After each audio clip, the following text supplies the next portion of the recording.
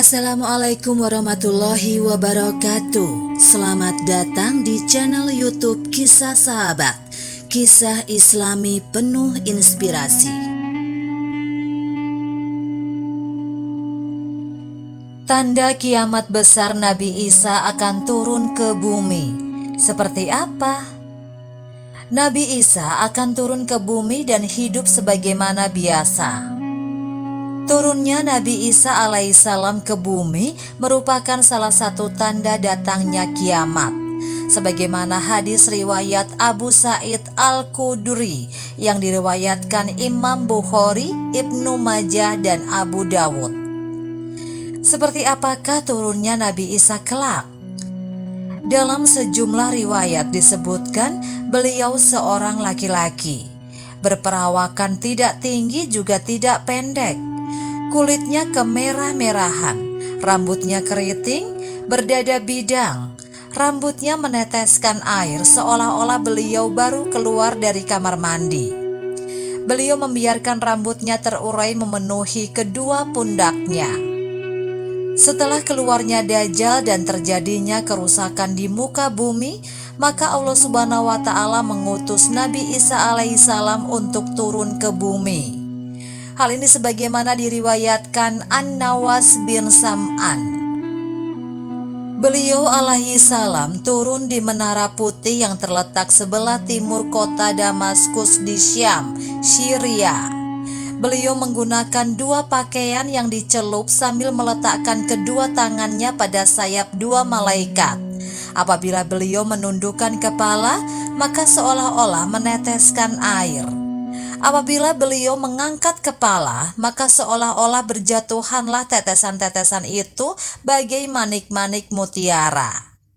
Tidak seorang kafir pun yang mencium nafas Nabi Isa, melainkan akan mati, padahal nafasnya sejauh mata memandang. Sahih hadis riwayat Muslim. Nabi Isa alaihissalam turun di tengah golongan yang dimenangkan, At-Taifatul Mansyurah, yang berperang di jalan hak dan berkumpul untuk memerangi Dajjal. Sahih hadis riwayat Muslim, Ahmad, Abu Awanah, Ibnul Jarud, dan Ibnu Hibban. Nabi Isa turun pada waktu didirikannya sholat subuh dan beliau sholat di belakang pemimpin golongan tersebut. Beliau tidak membawa syariat baru namun mengikuti syariat yang dibawa Rasulullah. Turunnya Nabi Isa alaihissalam di akhir zaman tercantum di dalam Al-Quran dan Sunnah yang sahih. Bahkan riwayat-riwayatnya mutawatir. Diriwayatkan lebih dari 25 sahabat Nabi. Dalil dari Al-Quran, Allah Subhanahu wa Ta'ala berfirman, "Ingatlah ketika Allah berfirman, 'Wahai Isa, Aku mewafatkanmu dan mengangkatmu kepadaku serta mensucikanmu dari orang-orang yang kafir dan menjadikan orang-orang yang mengikutimu di atas orang-orang yang kafir hingga hari kiamat. Kemudian kepadaku engkau kembali, lalu aku beri keputusan tentang apa yang kamu perselisihkan.'" Quran Surat Al-Imran ayat 55. Para ahli tafsir berbeda pendapat mengenai firman Allah yang artinya, "Sesungguhnya aku akan mewafatkanmu dan mengangkatmu kepadaku." Dan mayoritas ulama berpendapat bahwa yang dimaksud dengan wafat tersebut adalah tidur, sebagaimana firman-Nya, "Dan dialah yang mewafatkan menidurkan kalian di malam hari." Quran Surat Al-An'am ayat 60. Allah Subhanahu wa Ta'ala berfirman, "Dan sesungguhnya Isa itu benar-benar menjadi pertanda tentang hari kiamat. Karena itu janganlah kamu ragu-ragu tentang kiamat itu dan ikutilah aku. Inilah jalan yang lurus." Quran Surat Az-Zukhruf ayat 61. Sementara itu, dalil-dalil turunnya Nabi Isa jelang hari kiamat kelak adalah sebagai berikut. 1. Hadis riwayat Jabir bin Abdullah radhiyallahu anhu. Senantiasa ada segolongan dari umatku yang berperang demi membela kebenaran sampai hari kiamat.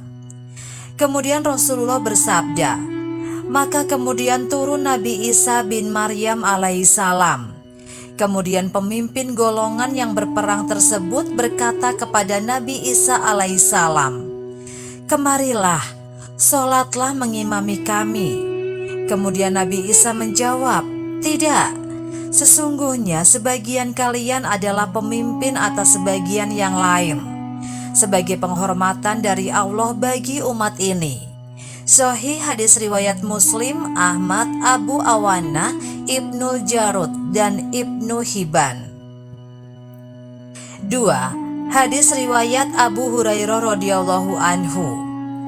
Demi Rob yang jiwaku berada di tangannya, sudah dekat saatnya di mana akan turun pada kalian Isa ibnu Maryam alaihissalam sebagai hakim yang adil. Dia akan menghancurkan salib, membunuh babi, menghapus jizyah, upeti atau pajak, dan akan melimpah ruah harta benda sehingga tidak ada seorang pun yang mau menerimanya. Sahih hadis riwayat Abu Dawud, Ibnu Hibban, dan Ahmad.